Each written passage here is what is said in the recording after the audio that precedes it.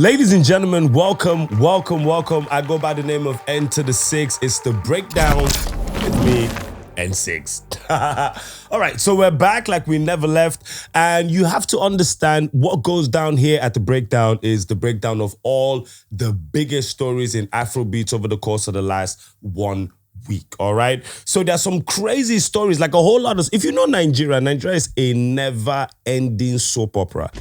How? People say Nigeria should be on Netflix. No. Nigeria will need like her own Netflix, which each series, like one series will be Nigerian politicians, one series. Nigerian celebrities, one series. Afrobeats, one series. So this is the series for Afrobeat. Problem. Another problem. Craziest stories, wackiest stories that happened in Afrobeats this week. The one that was ultimately mind-blowing is Burna Boy challenging Diddy to a dance-off. Hey, Bob, OG, I don't think you remember you're an old man. I don't want to disgrace you right here. You get me? Don't call me on the dance floor. I'm the king of that shit. You're the king of them records. I'll give you that. But don't call me on the dance floor, man. That would be embarrassing for you. And I love you, OG. It was not even about the fact that Burna was like, yo, man, let's dance. All right? It was how he said it. Now, what is crazy is a lot of people, foreign musicians that used to be our Afrobeats heroes, right? I remember being in Nigeria in the trenches. Now, what is crazy for me is this. Diddy is somebody that we have watched all our lives, all right? Diddy was doing music 25 years ago. Some of you were not even born when Diddy had a platinum selling record, all right? So it's so crazy for me to find out in this day and age, we have Afrobeat musicians like Burna Boy having an entire album, supervised by Diddy. Burna and Diddy are besties. Rema and Selena Gomez are besties. It's just crazy, Very soon you hear stuff like N6 and Jay-Z are besties. Bruh, chill. Can I get an amen in the comment section? If you watch the video of Burna and Diddy going off, kill me, it got me thinking, right? Diddy used to be a really dope dancer back in the day. So comment down below and tell me, who do you think is a better dancer?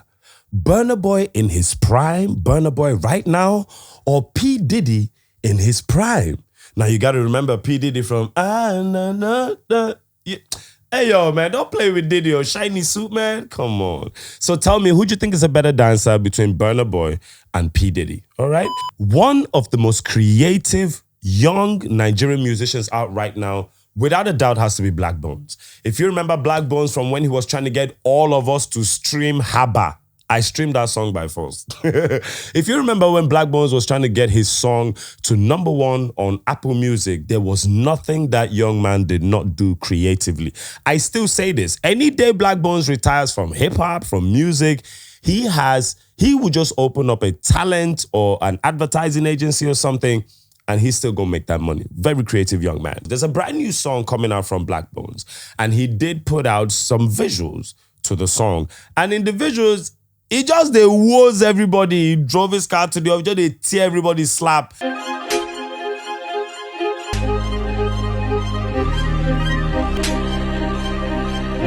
I should shoot something like that, just slap everybody in the Glitch Africa building.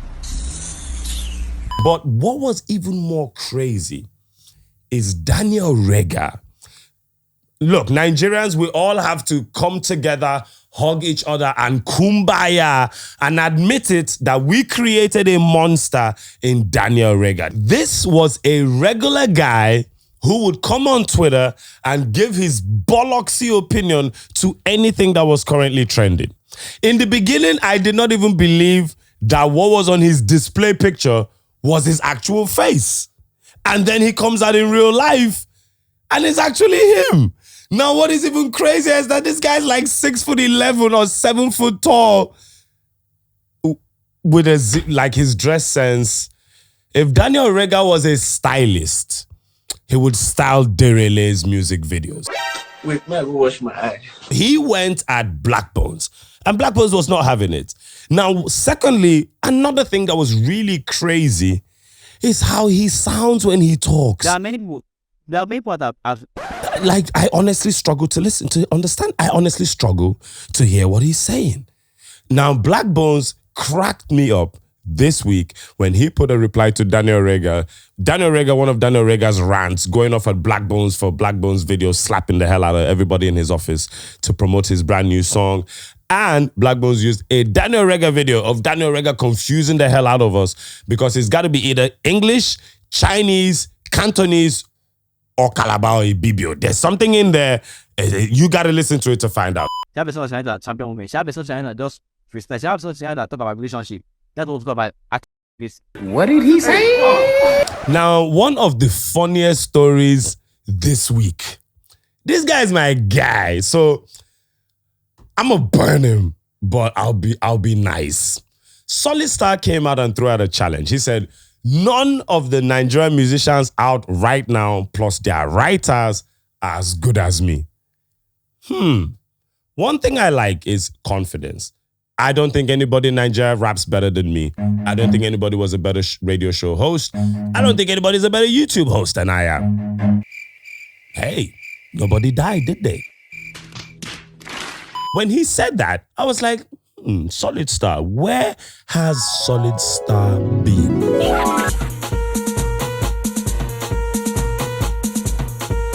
Two crazy things have happened to Solidstar in the last 2 years. First of all, Solidstar came out and said he almost died of a drug overdose. Apparently, he used to smoke a drug called ice. I don't really know much about it. It must be a street term. But he said he used to do ice, he used to do pills, he used to smoke a truckload of cigarettes, and he nearly lost his life. I think he said, so he talked about bleeding to death or something. If you remember, a year before that, Solidstar had one of the craziest encounters ever. He fought an Uber driver and got so angry he kicked his leg right through the window of the cab.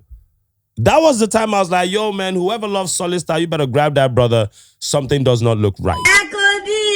Okay? So Solidstar seems to be coming out. He seems to want to jump back with a bang. But let me tell you, Mr. Joshua Inye Ezo, I can't really remember. I think that's his name, but I remember that's the surname. Let me just tell you something, my brother. I don't think this is the best way to do it, all right? At the height of your career, you had songs with Flavor, Tiwa Savage, Two-Face Idibia. You can reach out to those people and bounce back the proper way. But this whole challenge, I am better than everybody in the... No, nah, not with your recent history, all right? So just come right back and make us forget that Solidstar. And also, there was something you said, that you're better than the songwriters out right now. Dear Mr. Solidstar, let me remind you that you have songs that go along the line. Along the line, along the line. Along the line, along the line. I see everybody dancing along the line, along the line, along the line, along. I think the music now has better songwriting than Skibo, which was one of your biggest hits. So let's be humble about that. There's a lot of great songwriters and a lot of great songwriting in the current Afrobeats industry. Solidstar, anytime you're ready to get back in the game, we love you, we're your fans, and we're still here for you, all right? So in Amapiano news... In Amapiano news, DJ Maforisa. Now, what cracks me up is DJ Maforisa's real name. Themba Sonnyboy Sekowe. Sonnyboy is spelled Sonnyboy. So I wonder, like, how hot was it the day he was born? It's like they gave birth to Maforisa. They looked at the weather, they're like, damn, it's Sonnyboy. And it was like, yo, Sonnyboy Maforisa. A lot of you don't even know his real name. So anyway, DJ Maforisa got into trouble this week. Apparently, he's dating this girl called Tuli Sile, and she's an actress. And she said he smacked the shit out of her. He smacked her up and he strangled her because she confronted him over something that happened at some events that he had DJ'd at, all right? Maybe Maforisa, because you know, we in Nigeria, God bless Africa, Tunde Ednot, we know what goes on in South Africa. So maybe DJ Maphorisa went to the club and he was spinning and a bunch of those God bless Africa booties were in his face and he was probably just going...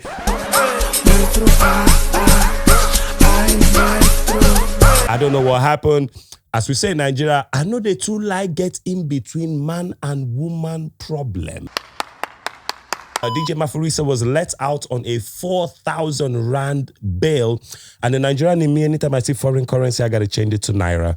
And 4,000 Rand is actually 96,000 Naira. I promise you, if you whooped your girlfriend's ass in Lagos, it will cost you a lot more than 96,000 Naira to get out of that case. So Maphorisa, you're quite lucky. Let's call this the medical side of the breakdown. All right, I'm going to break it down for you. Lionel Richie. We all know Lionel Richie. Lionel Richie is that guy that you're not too sure your mom will not leave your dad if he asks her on a date. All right, so that's Lionel Richie. Now, Lionel Richie is 73 years old.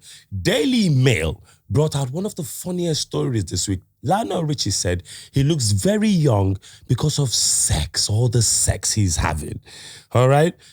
That kind of cracked me up. I look very young because of Sakpa. All right? Lagos puts me through it. Lagos beats me up every day. Lagos traffic puts me in heat. So technically, that's like a hot sauna bath. All right? So I really go through it in Lagos traffic, okay? And that is why I look as young and as violated as I do, all right? But Lionel Richie said sex, sweat, and water.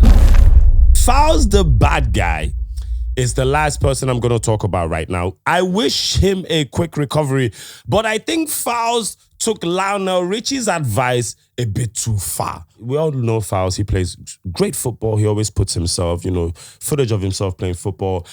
Falz is my guy. So when I see Falz play soccer, sometimes I want to send him a DM like, Falz, it be like say you don't know your age again. You go just this football way they play, no go wound though. If you're looking for fight, I'm ready. See, I'm not your man. Hey, Falz actually did hurt himself. So, but let me crack you up. Falz flew to the UK to have his ACL surgery done. And he's huge into politics and whatever. So he started trending on social media. I thought he was trending on Twitter because of the surgery. He was trending on Twitter because a lot of people on the other side of politics were like, Falz, you break your leg. Now UK, you go fix your leg. If it's politicians that go abroad now, you'll be the one that will be talking.